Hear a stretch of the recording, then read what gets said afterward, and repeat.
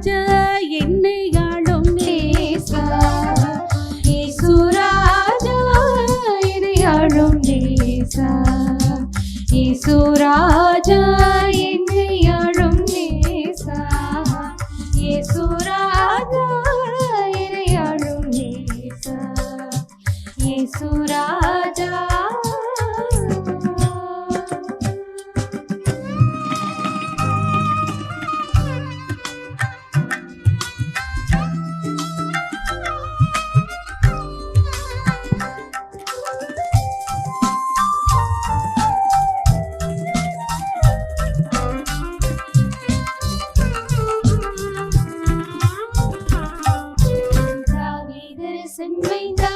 நின் சரணம் சரணம் கெந்தா, தாவீதரசன் மைந்தா நின் சரணம் சரணம் கெந்தா, சாதானந்தா வானந்தா மூவந்தார் மிக வந்தனம் வந்தனம், இயேசு ராஜா என்னை ஆளும் நேசா, இயேசு ராஜா என்னை ஆளும் நேசா, இயேசு ராஜா.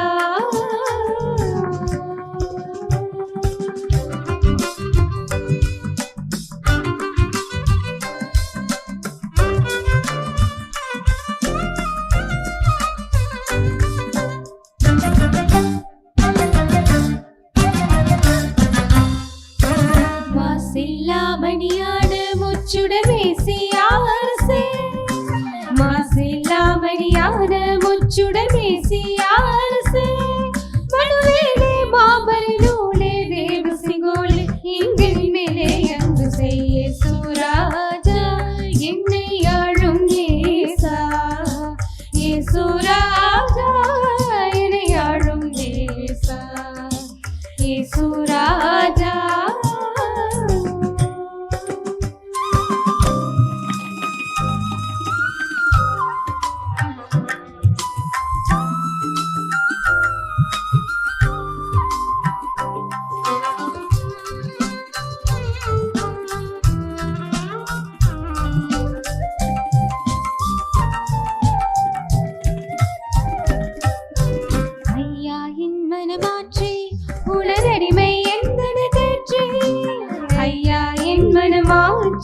உனதடிமை எந்தனை தேற்றி குணமாக்கி வினை நீக்கி கை தூக்கி மெய்பாக்கியம் கொடு, இயேசு ராஜா என்னை ஆளும் நேசா, இயேசு ராஜா என்னை ஆளும் நேசா, இயேசு ராஜா என்னை ஆளும் நேசா, இயேசு ராஜா என்னை ஆளும் நேசா, இயேசு ராஜா. சரிதனி பாகமணி பகரி சரி இயேசு ராஜா, சரி கம கம கம கம கரி சரி, சரி கம கம கமணி பகரி, சரி கம கம கம கம கரி சரி, சரி கம கம கமணி பகரி சரி இயேசு ராஜா, சரி மரி மப மபனி பனிச, சரி மரி மப மபனி பனிச, சரி ரிம மப பனி நிச, நிச கரி சரி ரப மபனி பகரி சரி இயேசு ராஜா என்னை ஆளும் நேசா, இயேசு ராஜா என்னை ஆளும் நேசா, என்னை ஆளும் நேசா, என்னை ஆளும் நேசா. எங்களை அதிகமாக நேசிக்கிறான் ஆண்டவரே, இந்த காலை வேளைக்காக நாங்கள் உமக்கு நன்றி செலுத்துகிறோம் ஐயா. இந்த ஓய்வு நாளின் காலை வேளையிலே உம்மை ஆராதிக்க தொழுது கொள்ள இங்கே கூடி வருவதற்கு நீர் கொடுத்த கிருபைக்காக உமக்கு ஸ்தோத்திரம். இந்த நாளிலும் உம்முடைய வார்த்தையை பகிர்ந்து கொள்ளும் வண்ணமாக அடியாளை நீர் இங்கே அழைத்து வந்த கிருபைக்காக உமக்கு நன்றி செலுத்துகிறோம். என்னை மறைத்து ஆண்டவரே நீர் என்ன வார்த்தைகளை வைத்திருக்கிறீரோ ஆண்டவரே உம்முடைய மன்னாவை உம்முடைய பிள்ளைகளுக்கு அளிக்க நீர் கிருபை செய்தல வேணுமாய் ஜெபிக்கிறோம். திறந்த இருதயத்தோடு நாங்கள் அதை கேட்டு ஆண்டவரே எங்களுடைய வாழ்க்கையில் அதை அபியாசப்படுத்த உதவி செய்யும். உம்முடைய நாமம் மகிமைப்படுவதாக இயேசுவின் மூலமாய் கேட்கிறோம் பிதாவே, ஆமென். இந்த வேளையிலே உங்கள் மத்தியிலே ஆண்டவருடைய வார்த்தையை பகிர்ந்து கொள்வதற்கு தேவன் கொடுத்த வாய்ப்புக்காக ஆண்டவருக்கு நான் நன்றி செலுத்துகிறேன். எங்களை அழைத்த போதகர் ஐயா அவர்களுக்கும் பயிற்சி ஆயர் அவர்களுக்கும் இன்னும் மற்றும் எல்லா பொறுப்பாளர்கள் அனைவருக்கும் நன்றிகளை நாங்கள் ஏறெடுக்கிறோம். இந்த நாளிலே என்ன பேசணும் அப்படின்னு சொல்லி யோசித்து கொண்டிருக்கும் பொழுது தேவன் என்னுடைய மனதிலே கொடுத்த ஒரு சில காரியங்களை நான் இந்த வேளையிலே உங்களோடு பகிர்ந்து கொள்ள விரும்புகிறேன். தேவன் எப்படிப்பட்டவர்? நம்ம எல்லாரும் நிறைய செய்திகள் கேட்டிருப்போம், ஆண்டவருடைய குணாதிசயங்களை குறித்தும் நாம் கேட்டிருப்போம். ஆனால் அவர் எப்படிப்பட்டவர் என்பதை குறித்து 3 காரியங்களை நான் உங்களோடு பகிர்ந்து கொள்ள விரும்புகிறேன். முதலாவதாக, அவர் நம்முடைய பயத்தை போக்கும் தேவனாக காணப்படுகிறார். 2 தீமோத்தேயு 1:7 கூறப்பட்டிருக்கிறது, தேவன் நமக்கு பயமுள்ள ஆவியை கொடாமல் பலமும் அன்பும் தெளிந்த புத்தியும் உள்ள ஆவியையே கொடுத்திருக்கிறார். பொதுவாக உலகத்தில் நம்ம எல்லாருமே எளிதில் எதுக்கும் பயந்துருவோம். பலவிதமான காரியங்களுக்கு பயம் இருக்கும் நமக்கு. சின்ன பிள்ளைகள் இருட்டை கண்டு பயப்படுவாங்க. சிலர் பெரியவங்களை ஆனதுக்கு அப்புறமும் நம்ம இருளை கண்டு பயப்படுவோம். சின்ன பூச்சிகளை கண்டு பயப்படுவோம். எதிர்காலத்தை குறித்து பயப்படுவோம். எல்லாருக்கும் ஒரு பெரிய பயம் என்ன அப்படின்னு சொன்னால் எதிர்காலத்தை குறித்ததான ஒரு பயம். ஆனால் ஆண்டவர் இங்கே பவுல் தீமோத்தேயுக்கு எழுதுறதுல தேவன் நமக்கு பயமுள்ள ஆவியை கொடுக்கவில்லை. அப்போ ஆண்டவரை அறிந்த பிள்ளைகளாகிய நாம் பயப்படக்கூடாது. நான் பயப்படுறேன்னு சொன்னேன்னா நான் ஆண்டவர் மேல் வைத்திருக்கிற நம்பிக்கையிலே கொஞ்சம் குறைபாடு காணப்படுதுன்னு அர்த்தம். ஏன்னா நான் ஆண்டவருடைய பிள்ளையாயிருந்தா நான் எதுக்குமே பயப்பட வேண்டியதில்லை. ஏன்னா ஒரு ஆக்கியோன்னு சொன்னாப்புல, I don't know what future holds for me, but I know who holds my future. என்னுடைய எதிர்காலம் எனக்கு தெரியாது, என்ன வரப்போகுதுன்னு எனக்கு தெரியாது, அல்லது என்ன நடக்க போகுதுன்னு எனக்கு தெரியாது. ஆனால் யார் அந்த எதிர்காலத்தை தன்னுடைய கரத்திலே அல்லது தன்னுடைய ஆளுகையில வைத்திருக்கிறார் என்பதை நான் அறிவேன் அப்படின்னு சொல்லி, என் ஆண்டவர் என் எதிர்காலத்தை தன்னுடைய கரத்திலே வைத்திருக்கிறார். அது எனக்கு தெரியும் பொழுது நான் பயப்பட வேண்டியதில்லை. நான் தெளிந்த புத்தி உள்ளவளாக காணப்பட முடியும். அடுத்தபடியாக, நம்மை பலப்படுத்தி தாங்கி துணை நின்று நம்முடைய பயத்தை போக்குகிறார். எடுத்தவர்கள் வாசிக்கலாம். ஏசாயா 41 10. ஏசாயா 41:10.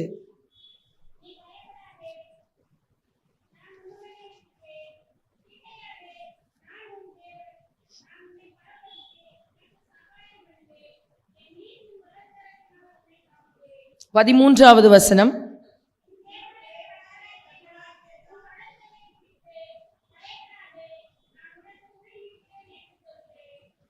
இதுல எல்லாத்துலயும் நீங்க பாத்தீங்கன்னா, நீ பயப்படாதே, நான் உன்னுடனே இருக்கிறேன், உன் தேவனாகிய கர்த்தராகிய நான் உன் வலது கையை பிடித்து பயப்படாதே, நான் உனக்கு துணை நிற்கிறேன். அப்போ ஆண்டவர் அழகான ஒரு வாக்குத்தத்தத்தை கொடுக்கிறார். என்ன அப்படின்னு சொன்னா, அவர் நம்மளோடு இருக்கிறார். அவர் நம்முடைய கரங்களை பிடித்து கொண்டிருக்கிறார். நமக்கு துணையாக நிற்கிறார். சின்ன பிள்ளைகள் நடக்க ஆரம்பிக்கும் பொழுது அவங்க முதல்ல பிடிச்சிட்டு எழுப்பி நிற்பாங்க இல்லையா? அதுதான் குழந்தைகள் பிறந்ததுலேருந்து முதல்ல தலை நிற்கும், அதுக்கப்புறம் குப்புற விழுவாங்க, தவள ஆரம்பிப்பாங்க, எழுப்பி நிற்பாங்க, நடப்பாங்க. அந்த முதல் 8 எடுத்து வைக்கும்போது கீழே விழுந்த உடனே பயப்படுங்க பிள்ளை, அடிபட்டுரும், விழுந்துருவோம் அப்படின்னு சொல்லிட்டு. அப்போ பெற்றோர் என்ன செய்வாங்க? பிள்ளைகளுக்கு கரம் கொடுத்து அவங்க கையை பிடிச்சிட்டு நடக்க வைப்பாங்க.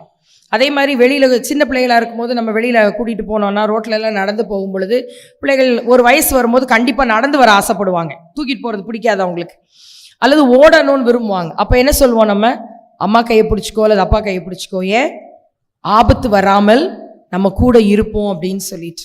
அதே விதமாக தான் ஆண்டவர் இன்னைக்கு இதில் வாக்கு கொடுக்கிறார். நம்மை பலப்படுத்தி நம்மை தாங்கி நமக்கு துணை நின்று நம்மளுடைய எல்லா பயத்தையும் போக்கி ஆண்டவர் நம்மை காப்பதற்கு அருமையான ஒரு வாக்குத்தத்தத்தை கொடுக்கிறார். அப்படி இருக்கிற ஒரு சூழ்நிலையில நம்ம வேற எதுக்கு நம்ம பயப்படணும் இல்லையா?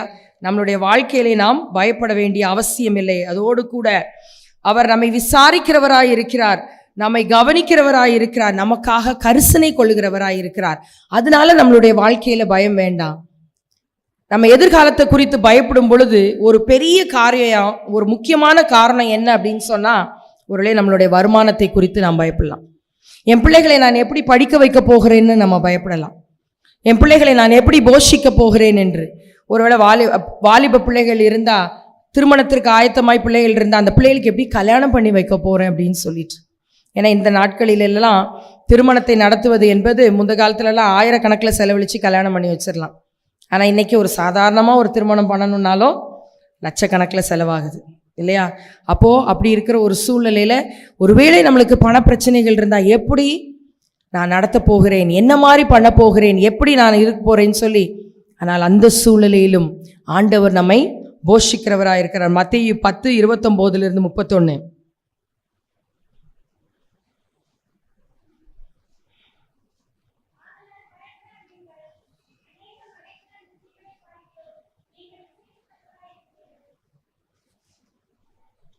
வரைக்கும் 29, 30, 31 வசனங்கள்.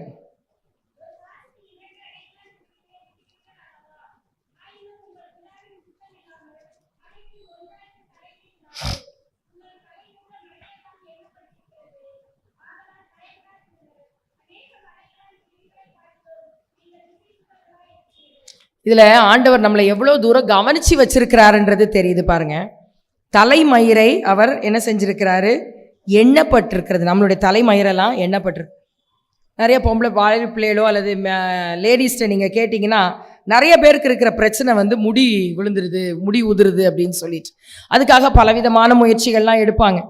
எத்தனை முடி விழுந்தாலும் ஒருவேளை நாம் தலை சீவும் பொழுது முடி கொட்டுச்சுன்னா அதில் இருக்கிற முடியை கூட நம்மளால எண்ண முடியாது இல்லையா? ஆனால் ஆண்டவர் எல்லாருடைய தலையினுடைய முடியினுடைய எண்ணிக்கையை அறிந்து வைத்திருக்கிறார். அப்போ நமக்கு இருக்கிற ஆண்டவர் எவ்வளோ பெரிய மகத்துவமானது.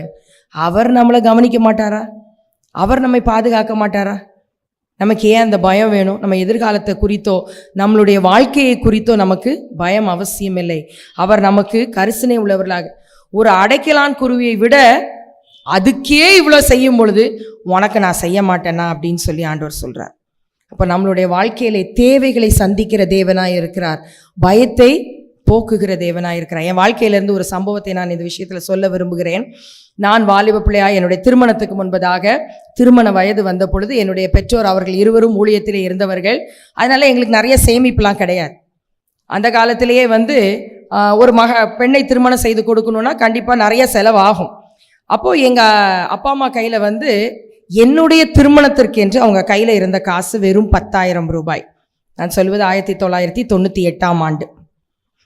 அன்னைக்கே வந்து லட்சக்கணக்கில் தான் செலவாயிட்டு இருந்துச்சு. நாங்கள் இருந்தது சென்னை பகுதியிலே. என்னுடைய தகப்பனாருக்கு இருந்த கான்டாக்ட்ஸ் வந்து ரொம்ப நிறைய பேரை தெரியும். அதனால் எனக்கு திருமணம்னு நடந்துச்சுன்னா அவர்கள் எதிர்பார்த்த எண்ணிக்கை 1500 பேராது குறைஞ்சது வருவாங்க அப்படின்னு சொல்லிட்டு.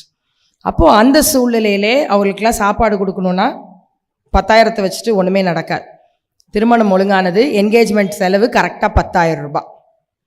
கடன் இல்லாமல் 10,000 ரூபாயில் என்கேஜ்மெண்ட்டை முடிச்சாச்சு. 2 மாதத்தில் கல்யாணம். என்ன செய்கிறது? எங்கள் அம்மாவுக்கு ஒரு அசட்டு தைரியம் உண்டு, பயங்கரமான ஒரு விசுவாசம் அவர்களுக்கு உண்டு.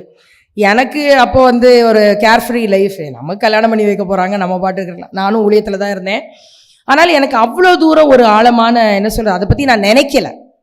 எங்கள் அம்மா வைராக்கியமாக சொல்லுவாங்க, ஆண்டவர் நடத்துவார், நான் பயப்பட மாட்டேன், என் மகா கல்யாணத்தை குறித்து எனக்கு பயம் கிடையாது, ஆண்டவர் நடத்துவார் அப்படின்னு சொல்லிட்டு. அவங்களுடைய நெருங்கிய தோழி, அவங்களுடைய ஜெப பங்காளர் ஒருத்தவங்க ஒரு நாள் ராத்திரி 1 மணி வரைக்கும் 2 பேரும் ஃபோனில் பேசிகிட்டு இருக்காங்க. என்ன பேசுனாங்க அப்படின்னு சொன்னால், அந்த ஆண்டி எங்கள் அம்மாட்ட சொல்கிறாங்க, ஷாரன் கல்யாணத்துக்கு நீங்கள் என்கிட்ட காசு வாங்குங்க. எங்கள் அம்மா சொல்கிறாங்க, ஆண்டவர் கேட்க சொன்னால் நான் வாங்குறேன், இல்லைனா நான் வாங்க மாட்டேன். இப்படி 2 பேரும் டிஸ்கஷன் ஓடிட்டு இருக்குது. அவங்களுக்கு நல்லா தெரியும் எங்களுடைய குடும்ப சூழ்நிலை. அப்போது ஒவ்வொரு நாட்கள் கடற ஆண்டவர் அற்புத விதமாக நடத்தினார். எங்களுக்கு என்ன தேவை இருக்கோ கரெக்டாக 2000 ரூபா வேணும்னா யாராவது ஒருத்தர் வந்து 2000 ரூபா கொடுப்பாங்க. 2500 ரூபாயும் கொடுக்க மாட்டாங்க, 1500 ரூபாயும் கொடுக்க மாட்டாங்க, 2000 ரூபா வரும். இப்படியே என்னுடைய திருமண ஒழுங்குகள் எல்லாம் நடைபெற்றது. திருமணத்திற்கு 1 வாரத்துக்கு முன்பதாக இரவு உணவிற்கு 60,000 ரூபாய் தேவைப்பட்டது. அந்த நாட்களில் உள்ள கணக்கில் 60,000 ரூபாய் தேவைப்பட்டது. அப்போ எங்கள் அம்மாட்ட வந்து கேட்டாங்க, அவங்க ஃப்ரெண்ட்ஸ் எல்லாம் கேட்கும்போது எங்கள் அம்மா சொல்லிட்டாங்க, இது வரைக்கும் எனக்கு பணம் இல்லை, அப்படி கிடைக்கலனா எனக்கு கவலையே இல்லை, வர்றவங்க அவ்வளோ பேருக்கும் ஒரு கப் காஃபி கொடுத்து அனுப்பிடுவேன், சாப்பாடு இல்லைன்னு சொல்லி நான் கவலைப்பட மாட்டேன். ஏன்ட்ட கேட்டாங்க, அது கொடுக்கலனா கூட பிரச்சனையே இல்லை எனக்கு. என்ன 4 நாள் பேசுவாங்க, ஆகஸ்ட் அண்ணே மகளுக்கு வந்து கல்யாணம் பண்ணி வச்சாங்க, சோறு போடலன்னு சொல்லுவாங்க, அவ்வளோதானே சொல்லுவாங்க, இதுக்கு மேலே வேறு என்ன பேச போகிறாங்க, கவலையே கிடையாது அப்படின்னு சொல்லிட்டு. ஆனால் நீங்கள் நம்ப மாட்டீங்க, பல ஆண்டுகளுக்கு முன்பதாக என்னுடைய தகப்பனாரோடு யூத் ஃபார் கிரைஸ்டில் பணி செய்த ஒரு சகோதரி, அவங்க திருமணமாகி வெளிநாட்டில் இருந்தாங்க. அவங்க அப்போ பிஸ்னஸ், அவங்க ஹஸ்பண்ட் பிஸ்னஸில் இருந்தார். எங்கள் அப்பாவுக்கு ஃபோன் பண்ணி உன் மகா கல்யாணத்துக்கு என்ன ஒழுங்கு பண்ணியிருக்கேன்னு கேட்டாங்க. அப்போ அப்பா சொன்னாங்க, பட்ஜெட் எனக்கு அனுப்பு, உன்னை பற்றி எனக்கு நல்லா தெரியும், ₹1 கூட நீ வச்சில்லாம தான் நீ வேலையெல்லாம் ஆரம்பிச்சிருப்ப அப்படின்னு சொல்லிட்டு அவர்கள் ₹60,000 கொடுத்து அனுப்பினார்கள். ஃபஸ்ட்டு டைம் எங்களுடைய லைஃப்பில் எங்கள் அப்பா அந்த காசை பார்த்துட்டு இவ்வளோ பணம் இருக்கா அப்படின்னு சொல்லிட்டு சொன்னாங்க. ஆண்டவர் எங்களுடைய தேவையை போஷித்தார், திருமணத்தை நடத்தி கொடுத்தார், அற்புதமாக நடத்தி கொடுத்தார். என்னுடைய வாழ்க்கையிலே எதிர்காலத்தை குறித்த ஒரு பயத்தை போக்கி நடத்தினார்னா இன்னைக்கும் ஆண்டவர் என்னை நடத்தி கொண்டிருக்கிறார். சாட்சியா உங்க முன்னாடி நிறுத்தி இருக்கிறார்.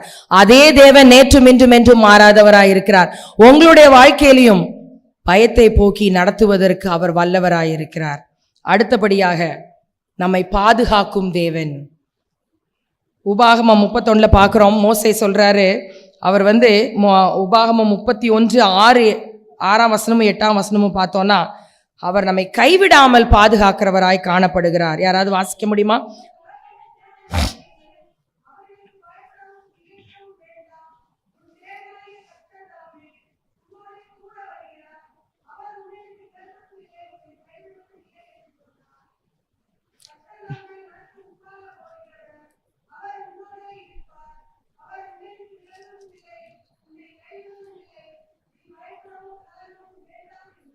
உன்னை விட்டு விலகுவதும் இல்லை, உன்னை கைவிடுவதும் இல்லை. நம்மை கைவிடாத நேசர் நம்மோடு கூட இருக்கிறார். மனுஷர்கள் கைவிட்டு விடலாம், ஆனால் தேவன் ஒரு பொழுதும் நம்மை கைவிட மாட்டார். நம்மை பாதுகாக்கிற தேவனாக அவர் காணப்படுகிறார்.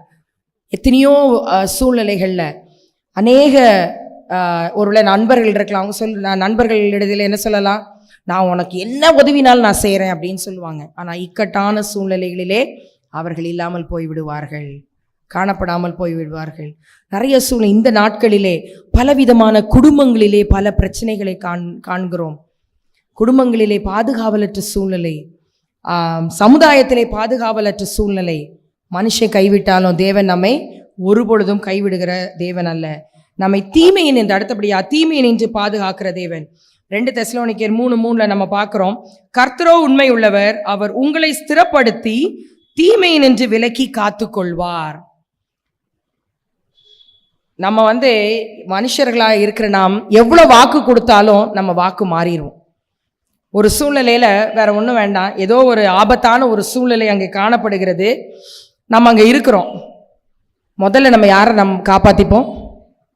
நம்மளை தான் நம்ம காப்பாற்றிக்க பார்ப்போம். அந்த கஷ்டத்துலேருந்து, பிரச்சனையிலேருந்து அல்லது தீமையினின்று நாம் நம்மை காப்பாற்றி கொள்ள பார்ப்போம். காரணம் என்னன்னா, நாம் எல்லாரும் முதலாவதாக நமக்காக தான் இருக்கிறோம். ஆனால் ஆண்டவர் என்ன சொல்றாரு, அவர் நமக்கு உண்மை உள்ளவராய் இருக்கிறார், எல்லா தீமையினின்றும் நம்மை காக்க வல்லவராய் இருக்கிறார். தீமையினின்று விலக்கி காத்து கொள்வார். இந்த பிரச்சனையிலிருந்து காப்பாற்றுவார், இந்த தீமையிலிருந்து காப்பாற்றுவார்ன்றது கிடையாது.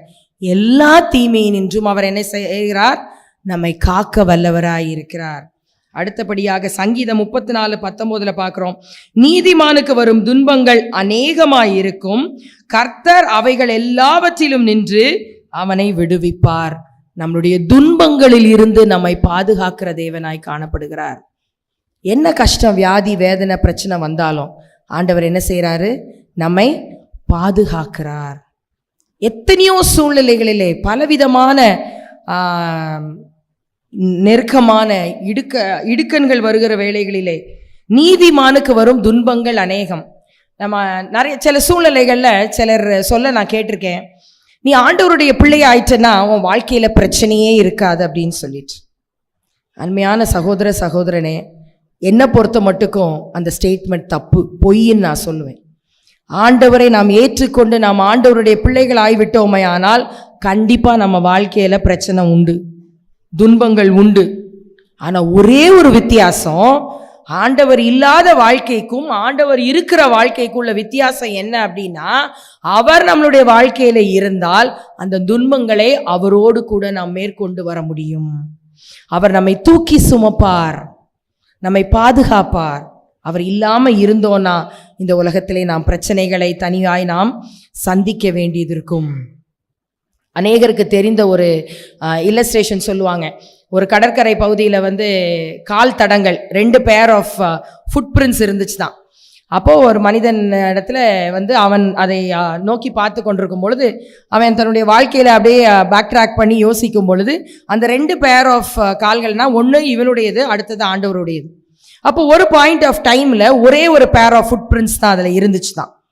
அப்போ அவன் ஆண்டவர்கிட்ட கேட்டானா, யோசித்து பார்க்கும் பொழுது அந்த ஒரு பேர் ஆஃப் ஃபுட் பிரிண்ட்ஸ் இருந்த டைம் வந்து அவனுடைய வாழ்க்கையிலே பிரச்சனைகள் துன்பங்கள் வந்த ஒரு சூழ்நிலை. அப்போது ஆண்டவர்கிட்ட கேட்டானா, என்ன ஆண்டவரே, இது வரைக்கும் என் கூட நடந்து வந்தீரு, இந்த பிரச்சனையான நேரத்தில் என்னை டீலில் விட்டு போயிட்டீங்களே சுவாமி, நான் மட்டும்தானே நடந்து போகிறேன், உம்முடைய கால் தடத்தை காணமே சொல்லி அப்படி கேட்டானா. அப்போ ஆண்டவர் சொன்னாராம், இல்லை மகனே, அந்த கால் தடத்தை நல்லா பாரு, அது உன்னுடைய கால் தடம் இல்லை, அது என்னுடைய கால் தடம். காரணம் என்னன்னா, இந்த துன்பமான பாதையிலே நான் உன்னை தூக்கி சுமந்தேன், நீ நடக்கல, நான் உன்னை தூக்கி சுமந்தேன். அப்படிப்பட்ட தேவன் தான் நமக்கு இருக்கிறார். மூன்றாவதாக, அவர் பராமரிக்கும் தேவனாக காணப்படுகிறார். சங்கீதம் 55:22, கர்த்தர் மேல் உன் பாரத்தை வைத்து விடு, அவர் உன்னை ஆதரிப்பார், நீதிமானை ஒருபோதும் தள்ளாட ஒட்டார். அவர் நம்முடைய பாரத்தை போக்கி நம்மை பராமரிக்கிற தேவன். இன்னைக்கு பிரச்சனை கஷ்டம் அப்படின்னு சொன்னா நம்ம எல்லாரும் உங்கள்கிட்ட கேட்டால் உங்களுக்கு ஏதாவது பிரச்சனை இருக்குன்னு நான் கேட்டேன்னா நல்லா லிஸ்ட் எடுக்கலாம், நானுமே லிஸ்ட் எடுக்கலாம். 10ஓட 11 சேர்த்துக்கோங்க அப்படின்னு. ஒரு தடவை வந்து ஒரு வாலிபன் எங்கள் அப்பா இடத்துல வந்து பேச வந்தானா, வந்து ஒரு பிரச்சனையை குறித்து சொன்னான். சொல்லும்போது அப்போ அப்பா சொல்லியிருக்கிறாங்க, தம்பி நீ இதுக்காக ஜெபம் பண்ண, உன்னுடைய பாரத்தை ஆண்டவர் மேல் வைத்து விடு, அவர் உன்னை வழி நடத்துவார் அப்படின்னு சொல்லிட்டு. அப்போ அவன் சொன்னானா, அங்கிள் எனக்கு 1021 பிரச்சனை இருக்குது, இது 1022வது பிரச்சனை அப்படின்னு சொன்னானா. அப்போ அப்பா கேட்டாங்க, உன் வாழ்க்கையில நீ என்ன செய்கிற? உன் பிரச்சனையை எண்ணிக்கொண்டிருக்கிறாயா அல்லது வாழ்வதற்கு முயற்சி செய்து கொண்டிருக்கிறாயான்னு. இன்னைக்கு நிறைய சூழ்நிலைகளை நம்மளும் நமக்கு இருக்கிற பிரச்சனைகளை லிஸ்ட்டு போட்டு அடுக்குவோம். இன்னைக்கு ஒரு பேப்பர் கொடுத்து உங்கள் எல்லாரும் இடத்திலும் ஆண்டவர் செய்த நன்மைகளும் உங்கள் வாழ்க்கையில் இருக்கிற பிரச்சனைகளையும் நம்ம எடுத்து எழுத சொன்னோம்னா கண்டிப்பாக எல்லாருடைய வாழ்க்கையிலையும் லிஸ்ட் எதில் பெருசாக இருக்கும்? பிரச்சனையில தான் இருக்கும். சில சூழ்நிலைகளை யோசித்து பார்த்தோன்னா, ஆண்டவர் எனக்கு என்ன நன்மை செஞ்சிருக்காருன்னு சொல்லி யோசிக்கிறதுக்கே, அதில் எழுதுறதுக்கே ஒன்றும் வராது. எனக்கு காலையில் எழும்புனா பிரச்சனை, காலையில் எழும்புனா கட்டிலேருந்து இறங்க முடியல, கை வலிக்கு, கால் வலிக்கு, தோல் வலிக்குது. குடும்பத்துக்கு பெண்களை கேட்டோன்னா எல்லாத்தையும் சமைச்சு முடிக்கணும், வேலைக்கு போக முன்னாடி கணவனுக்கு பார்த்து அனுப்பணும், பிள்ளைகளை அனுப்பணும், அதுக்கப்புறம் நம்ம போகணும், வீட்டு காரியங்களை பார்க்கணும். சாயந்தரம் வந்தால் யாரும் காப்பி போட்டு கொடுக்கறதுக்கு கூட ஒருத்தரும் கிடையாது. ஆனால் இன்றைக்கி காலம் மாறிப்போச்சு. நிறைய கணவன்மார் மனைவிக்கு காப்பி போட்டு எழுப்புறாங்க, டீ போட்டு எழுப்புறாங்க. எங்களுடைய ஊழியர்கள் கூடுகையில் இருக்கும் பொழுது நான் இதை சொன்னேன்னா நான் சொல்லுவேன், நிறைய அன்னைமாருடைய குடும்பத்தில் கொடுத்து வைத்தவர்கள் அவர்கள். ஏன்னா எங்கள் வீட்டில் நான் தான் காஃபி போடணும், எங்கள் அப்பாவே வேறு யாரோ போடவே மாட்டாங்க, நான் போட்டால் தான் எங்கள் வீட்டில் எனக்கெலாம் காஃபி. ஆனால் எங்கள் அன்னைமார் குடும்பங்களில் நிறையா அக்காமாருக்கு வந்து லாபம் என்ன அப்படின்னு சொன்னால், அன்னைமார் வந்து காஃபியில் இது டீ போட்டு எழுப்புவாங்க. ஸோ அந்த காலத்தில் அப்படி கிடையாது. ஸோ அப்படி இருக்கிற சூழ்நிலையில் அப்படினாலும் ஒவ்வொருவருக்கும் பிரச்சனைகள் அதிகம். அப்படி இருக்கிற சூழ்நிலையிலே நம்மளுடைய பாரத்தை நம் ஆண்டவர் மீது வைக்கும் பொழுது ஆண்டவர் நம்மை பராமரிக்கிற தேவனாய் காணப்படுகிறார். அடுத்தபடியாக நம்மளுடைய சரீர தேவைகளை சந்திக்கிறார். மத்தேயு 6:29-31 பார்க்குறோம், எண்ணத்தை உண்போம், எண்ணத்தை உடுப்போம்னு சொல்லி நம்ம கவலைப்பட வேண்டியதே இல்லை. காட்டு புஷ்பங்களை உடுத்து வைக்கிறார், ஆகாயத்து பறவைகளை போஷிக்கிறார். அவங்களுக்கெல்லாம் வந்து படி அளக்கிற தேவன் நம்ம கவனிக்க மாட்டாரா? நம்ம எவ்வளோ விசேஷமானவர்கள் இல்லையா? ஆதி ஆகமத்தில் நம்ம பார்க்குறோம், நாம் எப்படி சிருஷ்டிக்கப்பட்டிருக்கோமா?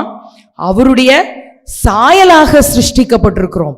அப்போ தன்னை போலே நம்மை சிருஷ்டித்த தேவன் நம்ம எந்த அளவுக்கு பராமரிப்பார் இல்லையா?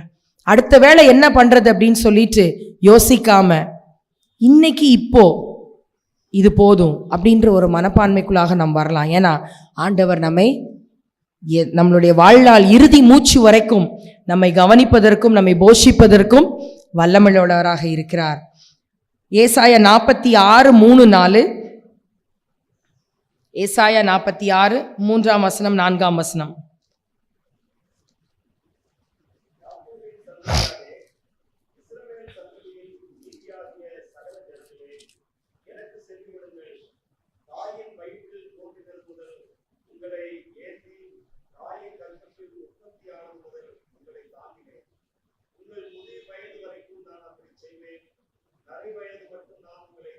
தேங்க்யூ. தாயின் வயிற்றில் தோன்றினது முதல் உங்களை ஏந்தி, தாயின் கற்பத்தின் உற்பத்தியானது முதல் உங்களை தாங்கினேன். முதிர் வயது வரைக்கும் அப்படி செய்வேன், நரை வயது மட்டும் உங்களை தாங்குவேன். எவ்வளோ அருமையான ஒரு வாக்கு தத்துவம் இல்லையா? இன்னைக்கு சின்ன பிள்ளைகள் நம்மளுடைய வாழ்க்கையில், நம்மளுக்கு பிள்ளைகள் பிறக்கும் பொழுது ஒரு வயது வரைக்கும் நம்ம அந்த பிள்ளைகளை பராமரிப்போம், கவனிப்போம் இல்லையா? குழந்தையா இருக்க வரைக்கும் தாய் பாலூட்டி அவர்களை வளர்க்கிறார்கள். அதுக்கப்புறம் திட உறவு கொடுக்க ஆரம்பிக்கிறாங்க.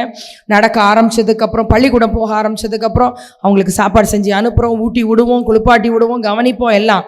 வயது ஆக ஆக ஒரு வாலிப பருவத்துக்குள்ளாக வரும் பொழுது நம்மளுடைய பராமரிப்பு அவர்களுக்கு குறைய ஆரம்பிச்சிடும். என்ன சொல்வோம்? நீ தான், உனக்கு தான் ஒரு வயசாயிடுச்சே, நீ ஒன்ன நீனே கவனித்து கொள்ள முடியும். நம்மளுடைய கலாச்சாரத்திலேயாவது நம்ம பிள்ளைகளுக்கு திருமணம் பண்ணி கொடுத்தாலும் ஓரளவு நம்ம கவனிக்கிறோம். மேலை நாடுகளில் உள்ள கலாச்சாரங்கள்லாம் நீங்கள் பார்த்தீங்கன்னா 16 வயசு 18 வயசு ஆனதுக்கப்புறம் மொத்தமாக தனியாயிருவாங்க.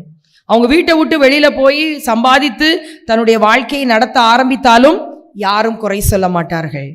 ஆனால் இங்கே ஆண்டவர் நம்மளுடைய தாயின் வயிற்றிலே நாம் உருவான நாள்ல இருந்து நரை வயது வரைக்கும், அதாவது என்ன குறிக்குதுன்னா நம்மளுடைய வாழ்வின் இறுதி வரைக்கும் ஆண்டவர் நம்மை பராமரிக்கிறவராக இருக்கிறார். அவர் நம்ம என்ன செய்கிறாரு? தாங்குறாராம். கவனிக்கிறாருன்னு கூட போல, அவர் நம்மை தாங்குகிறார்.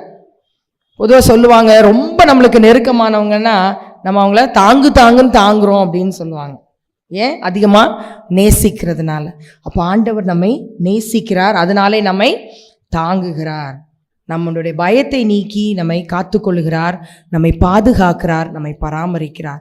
இவ்வளோ சூரம் நமக்காக இருக்கிற அந்த தேவனுக்காக நம்ம என்ன செய்கிறோம்? ஒரு விஷயம் நாம் யோசித்து பார்க்க வேண்டும்.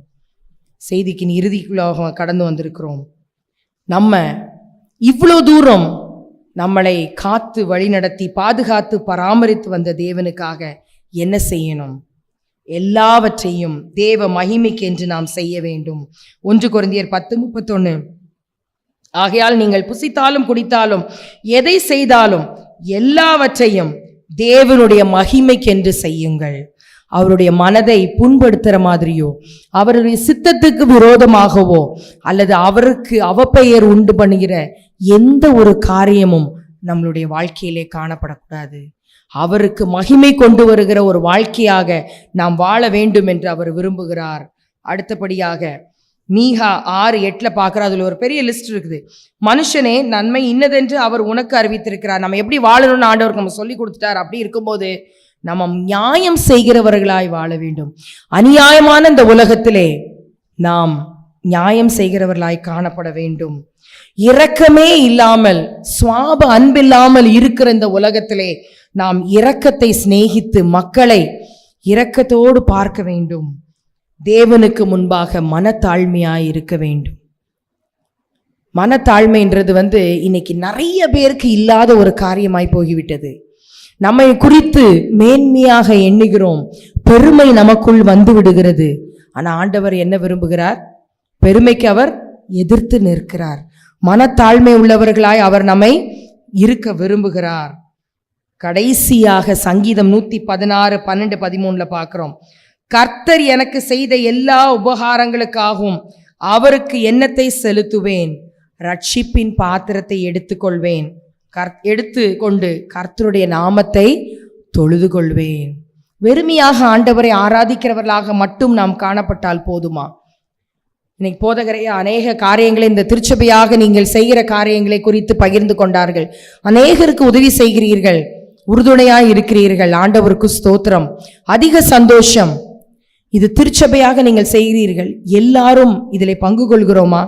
நான் இப்படி ஒரு ஆண்டவருக்காக காரியத்தை நான் செய்கிறேனா என்று ஒரு விஷயம் நீங்களே யோசித்து பாருங்கள்.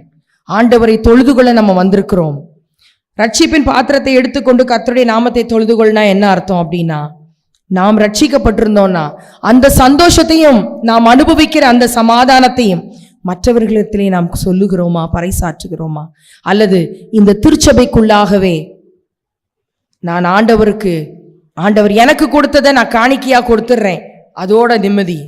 வேற எதுக்கும் என்ன கூப்பிடாதீங்க, வேற எதையுமே என்னால் செய்ய முடியாது, பண உதவி மட்டும்தான் செய்வேன், வேணா நான் வீட்டில இருந்து ஜெபம் பண்றேன் அப்படின்னு மட்டும் இருக்கிறோமா? அல்லது என்னால் முடிந்த அளவிற்கு நான் ஆண்டவரை குறித்து மற்றவர்களிடத்திலே சொல்லுவேனா, சொல்லுகிறேனா? பவுலடியார் பயங்கரமான ஒரு வார்த்தையை சொல்லுகிறார். 1 கொரிந்தியர் 9:16 சுவிசேஷத்தை நான் பிரசங்கியாவிட்டால் எனக்கு ஐயோ.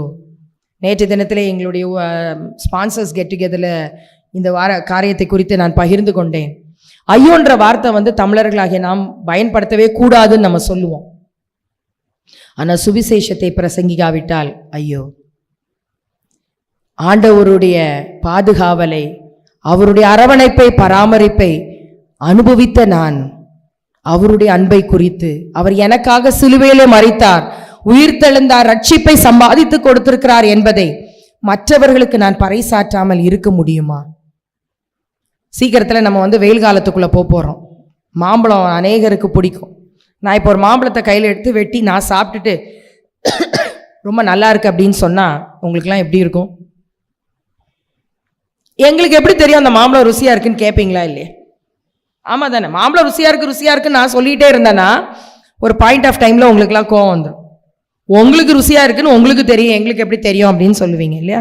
அதே இது அதிலிருந்து ஒரு துட்டு வெட்டி உங்களுக்கு நான் கொடுத்தேன்னா நீங்கள் ருசித்து பார்த்து அது நல்லதாக இருக்கா புளிக்குதான்னு நீங்கள் சொல்லுவீங்க இல்லையா? அப்போ அதே விதமாக என்னுடைய வாழ்க்கையிலே ஆண்டவருடைய அன்பை ருசித்த நான், ஆண்டவருடைய ரட்சிப்பை பெற்றுக்கொண்ட நான், அதே இது மற்றவர்களிடத்திலே பறைசாற்றுவது எவ்வளோ அதிக அவசியம் அல்லவா? இந்த நாளிலே ஒரு தீர்மானத்தை நாம் எடுப்போம். நம்மை படைத்து பாதுகாத்து நம்மை பராமரித்து வருகிற தேவனுக்கு நான் எண்ணத்தை செலுத்துவேன். ரட்சிப்பின் பாத்திரத்தை எடுத்துக்கொண்டு அவரை தொழுது கொள்வதோடு கூட அவருடைய வசனத்தை மற்றவர்களுக்கு சொல்வதற்கு உங்களால் ஏன்ற ஒவ்வொரு திருச்சபையா நீங்க போய் பிரசங்கிக்கணும்னு அவசியம் இல்லை. பெரிய மேடைகளிலே ஏறி பிரசங்கம் பண்ணணும்னு அவசியம் இல்லை. நாம் எல்லாரும் செய்யக்கூடிய ஒரு காரியம், ஆண்டவருக்காக சாட்சி உள்ள வாழ்க்கை வாழ முடியும். நான் இயேசுவை வாழ்ந்து காட்ட முடியும். நான் இயேசுவுக்காக நான் வாழ முடியும். அநேக இடங்களிலே சொல்லுகிற ஒரு உதாரணத்தை சொல்லி நான் முடிக்க விரும்புகிறேன். ஒரு வாலிப மகன் பல்வேறு கிராமங்களுக்கு சென்று அவன் சுவிசேஷத்தை பிரசங்கித்து கொண்டு வருவான். அவனுடைய பணி, நான் பெற்ற இன்பம் பெருக இவ்வையகம் என்ற அந்த ஒரு வாக்கியத்துக்கு ஏற்ற விதமாய் நான் ஆண்டவராய் இயேசு கிறிஸ்துவை ருசித்திருக்கிறேன், எல்லாரும் அவரை ருசிக்க வேண்டும் என்று சொல்லி ஆண்டவர் உங்களை நேசிக்கிறார், உங்களுக்காக ஜீவனை கொடுத்தார்னு சொல்லி கிராமமா போய் சொல்லுவான். ஆனால் தன்னுடைய வாலிப பருவத்திலேயே நோய்வாய்ப்பட்டு மரித்து போய்விட்டான். ஒரு கிராமத்திலே பணி செய்த பொழுது மரணத்தை சந்தித்த அவனுடைய சரீரத்தை அடக்கம் பண்ணுவதற்காக எடுத்துக்கொண்டு போய் கொண்டிருந்தார்கள். அப்பொழுது அந்த கிராமத்தில் ஒரு டீ கடையில் 2 ஆண்கள் நின்று பேசி கொண்டிருந்தார்கள். அவர்கள் கொஞ்சம் ஒரு குடி போதையிலே இருந்தார்கள். அந்த ஒரு நிலைமையிலும் அந்த வாலிபனை குறித்து அவர்கள் ஒரு சாட்சி சொன்னார்கள். பார்ப்பா, அவன் இறந்து போயிட்டான் அப்படின்னு சொல்லி ஒருத்தர் சொன்ன உடனே அடுத்தவன் சொன்னானா, இனி இந்த கிராமத்திலே கிறிஸ்து நடக்க மாட்டார். Hereafter Christ will not walk the streets of this village. எவ்வளவு பெரிய ஒரு சாட்சி பார்த்தீங்களா? அந்த வாலிப மகன் கிறிஸ்துவை போல் அந்த கிராமத்திலே வாழ்ந்திருந்தான். அதனால தான் தன்னுடைய நிலைமையிலே தடுமாறி கொண்டிருந்த ஒருவனால் கூட அந்த மகனை பார்த்து அவன் கிறிஸ்துவை போல் இருந்தான் என்று சொல்ல முடிந்தது. இன்று நம்மளுடைய வாழ்க்கையை குறித்து நம்மளுடைய அண்டை வீட்டார், நம்மளுடைய சமுதாயத்தில் இருக்கிறவர்கள், நம்முடைய குடும்பத்தார், நம்மளுடைய திருச்சபையினர் என்ன சொல்கிறார்கள்? கண்களை மூடி ஜெபிப்போமா? எங்களை அதிகமாக நேசிக்கிற அன்புள்ள ஆண்டவரே, நீர் எங்களுடைய எல்லா பயத்தையும் நீக்கி எங்களை பாதுகாத்து பராமரித்து வருகிற தேவனாய் இருப்பதற்காக உமக்கு ஸ்தோத்திரம். நீர் இம்மட்டுமாய் எங்களுக்காக ஜீவனையே கொடுத்தீரே, எங்களை பாதுகாத்து வருகிறீரே, ஒவ்வொரு நாளும் நீர் எங்களை வழிநடத்தி வருகிறீர், அதற்காக உமக்கு ஸ்தோத்திரம். அப்படிப்பட்ட தேவனாய் இருக்கிற உமக்கு நாங்கள் என்னத்தை செலுத்துகிறோம்? பிரதிபலனாக எங்களையே நாங்கள் அர்ப்பணிக்கிறோம், எங்களுடைய வாழ்க்கையே நாங்கள் அர்ப்பணிக்கிறோம். ராஜா, எங்களுடைய வாழ்க்கையானது உமக்கு சாட்சியுள்ள ஒரு வாழ்க்கையாக அமைய நீர் எங்களுக்கு கிருபை செய்தல வேண்டுமாய் ஜெபிக்கிறோம். எங்கள் ஒவ்வொருவரையும் தாழ்த்தி உம்முடைய கரத்தில் தருகிறோம் ஐயா, எடுத்து பயன்படுத்தும். இயேசுவின் மூலமாய் கேட்கிறோம் பிதாவே, ஆமென். மகா இரக்கமும் கிருபை நிறைந்த எங்கள் அன்பு தகப்பனே, இந்த பரிசுத்த திருப்பந்தி ஆராதனை எங்களுக்கு நீர் ஆசீர்வதித்து கொடுத்ததற்காக நாங்கள் நன்றி செலுத்துகிறோம். நாங்கள் காதால் கேட்ட திருவார்த்தைகளுக்காக நாங்கள் நன்றி செலுத்துகிறோம். அப்பா, பயத்தை போக்குகிற ஆண்டவரும் பாதுகாக்கிற ஆண்டவரும் பராமரிக்கிற கர்த்தரும் எங்களோடு கூட இருக்கிறார் என்று மீண்டும் மீண்டுமாய் திருமறையிலே நீர் எங்களுக்கு கற்றுக் கொடுத்திருக்கிறீர். அதை நாங்கள் கற்றுக்கொண்டோம் சுவாமி. இந்த நாளிலும் ஆலயத்தை விட்டு கடந்து செல்லும் பொழுது இந்த 3 வார்த்தைகளை நாங்கள் எங்கள் வாழ்விலே நினைவு கூர்ந்தவர்களாய், நான் ஒன்றுக்கும் கவலைப்படேன் என்கிற நிச்சயத்தோடு கடந்து செல்ல நீர் கிருபை தருவீராக. ஆண்டவரே, தேர்வுக்காக ஆயத்தமாய் கொண்டிருக்கிற பிள்ளைகளுக்காக, பிராக்டிக்கல் எக்ஸாம் முடித்த பிள்ளைகளுக்காக, எழுதி கொண்டிருக்கிற பிள்ளைகளுக்காக நாங்கள் செபிக்கிறோம்.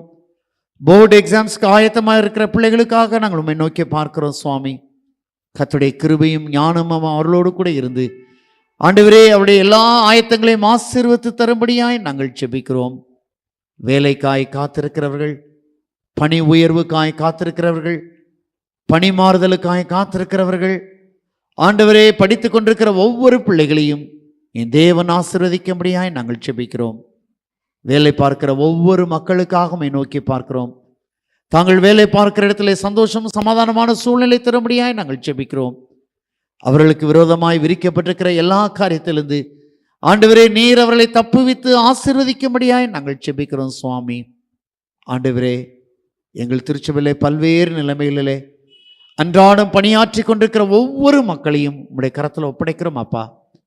அவர்கள் கைகளின் பிரயாசத்தை தேவரீர் அவர்களுக்கு ஆசீர்வதித்து சமாதானத்தை அருளி செய்யும்படியாய் நாங்கள் செபிக்கிறோம். குறிப்பாய் திருமணத்திற்காய் காத்திருக்கிற பிள்ளைகளுக்காக விசேஷமாய் செபிக்கிறோம். கர்த்தர் ஆண்டவரே பெற்றோர்களுக்கு நல்ல கிருபையை தந்து வாழ்வின் துணையை பிள்ளைகளுக்கு தேர்ந்தெடுக்க கிருபை தரும்படியாய் நாங்கள் செபிக்கிறோம். திருமணம் நிச்சயிக்கப்பட்டு திருமணத்துக்கு ஆயத்தப்பட்டு கொண்டிருக்கிற எங்கள் பிள்ளைகளுக்காக உடைய பாத்தல் வருகிறோம் சுவாமி. கர்த்தர் கிருபை பாராட்டுவீராக. ஆண்டவரே, இந்த நாளிலே செய்தியிலே கேட்ட வண்ணமாய் எங்களிடத்தில் இல்லாமல் இருக்கலாம், ஆனால் கர்த்தர் அதன் காலத்தில் நேர்த்தியாய் நடத்துகிற தேவன் என்பதை இந்த நாட்களிலே திருமணத்திற்கு ஆயத்தமாகிற ஒவ்வொரு குடும்பங்களும் கர்த்தருக்குள் களி கூற நீர் கிருபை தரும்படியாய் நாங்கள் செபிக்கிறோம். கற்பத்தின் கனிக்காய் காத்திருக்கிற பிள்ளைகள், பிரசவத்துக்கு நேராய் காத்திருக்கிற அன்பு சகோதரிகள் ஒவ்வொருவருக்காய் செபிக்கிறோம். பிரசவித்திருக்கிற அருமை தாயார்களுக்காக நாங்கள் செபிக்கிறோம் அப்பா. தாயும் சேயும் கர்த்தர் ஆசீர்வதிக்கும்படியாய் நாங்கள் மன்றாடுகிறோம். வெயிலை ஊரிலே படிக்கிற பிள்ளைகளுக்காக, வேலை பார்க்கிற பிள்ளைகளுக்காக, வெளி மாநிலங்களிலே படிக்கிற பிள்ளைகளுக்காக, வேலை பார்க்கிற பிள்ளைகளுக்காக, அயல் தேசத்திலே வேலை பார்த்து கொண்டிருக்கிற எங்கள் திருச்சபையின் பிள்ளைகளுக்காக, இந்த நாளிலும் அயல் தேசத்திலே படிப்பிற்காய் சென்றிருக்கிற எங்கள் பிள்ளைகளுக்காகவும் நோக்கி பார்க்கிறோம். தேவரீ தாமே பிள்ளைகள் தொலைதூரத்தில் இருந்தாலும் என் ஆண்டவருடைய பிரசன்னம் அவர்களோடு கூட இருந்து அவர்களுடைய குடும்பங்களெல்லாம் ஆட்சி தேற்றி வழிநடத்தும்படியாய் நாங்கள் செபிக்கிறோம். இந்த நாளிலிருந்து ஆரம்பிக்க இருக்கிற திடப்படுத்தல் வகுப்புக்காய் ஸ்தோத்திரிக்கிறோம் அப்பா. யார் யாரெல்லாம் இதில் பங்கு பெற ஆயத்தமாய் இருக்கிறார்களோ கர்த்தாவே, அர்ப்பணத்தோடு கூட வந்து ஆண்டவரே இந்த வகுப்புகளில் பங்கு பெற்று கர்த்தருக்குள் தங்களை திடப்படுத்தவும் பலப்படுத்தவும் ஆவியானவர் கிருபை தரும்படியாய் நாங்கள் செபிக்கிறோம். குறிப்பாக சுகவீனமாயிருக்கிற மக்களையும் பலவீனமாயிருக்கிற மக்களையும் உடைய கரத்திலே நாங்கள் ஒப்படைக்கிறோம் சுவாமி. ஆஸ்பத்திரிகளிலும் வீடுகளிலும் ஆண்டவரே தன்னுடைய பலவீனத்தையும் நிமித்தமாக அனுமதிக்கப்பட்டிருக்கிற பிள்ளைகளுக்காய் செபிக்கிறோம். என் ஆண்டவரே, நாங்கள் உம்மை நோக்கி பார்க்கிறோம் சுவாமி. அப்படிப்பட்டவருடைய பலவீனத்திலே நம்முடைய பலன் பரிபூர்ணமாய் விளங்க கிருபை தரும்படியாய் நாங்கள் செபிக்கிறோம். யாரேனும் கண்ணீரோடும் வேதனையோடும் கனத்த இருதயத்தோடும் இந்த ஆலயத்தில் ஆராதனையில் பங்கேற்றிருந்தால் அன்றைக்கு அன்னாளை பார்த்து நீ சொன்னது போல, நீ சமாதானத்தோடே போ, உன் வேண்டுதல் கேட்கப்பட்டது என்று சொன்ன வண்ணமாய் அந்த வேண்டுதல் கேட்கப்பட நீர் கிருபை தாரும் சுவாமி. ஆண்டவரே, இன்றைக்கு காதால கேட்டது நல்ல சாட்சிக்காக நாங்கள் நன்றி செலுத்துகிறோம். ஆண்டவரே, பல ஆண்டுகளுக்கு பிறகு மீண்டுமாய் படிக்க தொடர்ந்து 4 பாடங்களிலே 3 பாடங்களில் டிஸ்டிங்ஷன் வாங்குவோம், அடுத்ததில் 70 மார்க்குக்கு மேலே வாங்கவும் தேவன் கொடுத்த கிருபைக்காய் நன்றி செலுத்துகிறோம்.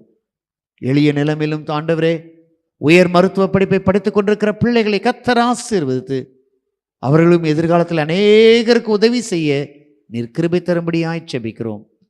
அருமையானவருடைய பிள்ளைகளுக்காய் செபிக்கிறோம். பப்ளிக் எக்ஸாம் ஆயத்தமாகிற பிள்ளைகளை கர்த்தர் ஆசீர்வதிக்கும்படியாய் நாங்கள் மன்றாடுகிறோம் சுவாமி. உம்முடைய வல்ல கரத்திற்குள் ஆண்டவரே அவர்களையும் அவருடைய குடும்பத்தையும் தாழ்த்தி சமர்ப்பிக்கிறோம்.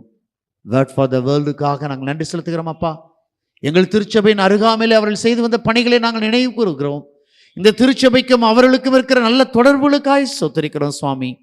வளர்ந்து பெருக நீர் கிருபை தருவீராக. உம்முடைய வல்ல கரத்திற்குள்ளாக எங்களை ஒரு விசை தாழ்த்துகிறோம். நாங்கள் நினைப்பதற்கும் வேண்டிக் கொள்வதற்கு அதிகமாக எங்களுக்குள் கிரியை செய்கிற ஆண்டவருடைய வல்ல கரத்திற்குள் ஒவ்வொருவரையும் ஒவ்வொரு குடும்பத்தையும் சமர்ப்பிக்கிறோம். தெய்வீக சமாதானத்தோடு கடந்து செல்ல அருள் தருவீராக. இயேசுவின் நாமத்தில் தாழ்மையோடு கேட்கிறோம் ஜீவனுள்ள பரம பிதாவே, ஆமேன். எல்லா புத்திக்கும் மேலான தேவ சமாதானம் உங்களோடு கூட இருந்து நீங்கள் நம்முடைய நாதராய் இயேசு கிறிஸ்துவை பற்றி அறிகிற அறிவிலும் அன்பிலும் நிலைத்திருக்கும்படி உங்கள் இருதயத்தையும் சிந்தையும் காத்துக்கொள்ள பிதா, குமாரன், பரிசுத்த ஆவியாகிய சர்வ வல்லமை புரிந்த தேவனுடைய ஆசீர்வாதம் உங்களுக்குள் இருந்து எப்பொழுதும் உங்களோட நிலைத்திருக்க கடவது.